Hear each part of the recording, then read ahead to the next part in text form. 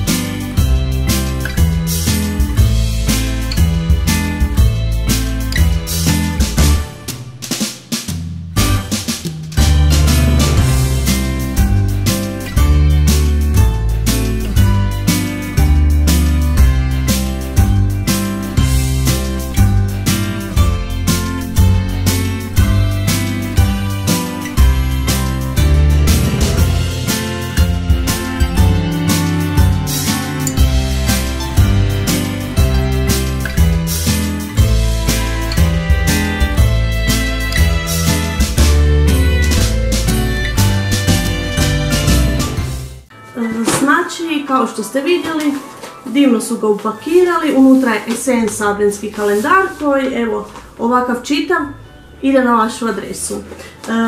On je u obliku divnog trga, ima sa strane bočne stranice da se otvori i onako stoji, na trgu je ono divno božićno drvce i stvarno je onak krasno je dizajniran, s tim da trebate pripaziti sa strane, u tim bočnim stranicama ima skrivene prozorčiće, pa malo pripazite, izgledaju jako plosnato, pa nije da nema unutra ništa. Osim toga, svi proizvodi u njemu su stvarno divni, blagdanski, posebnog pakiranja, krasno izgledaju. Pa eto, da odložim sa strane i da vam ispričam što vas čeka unutra.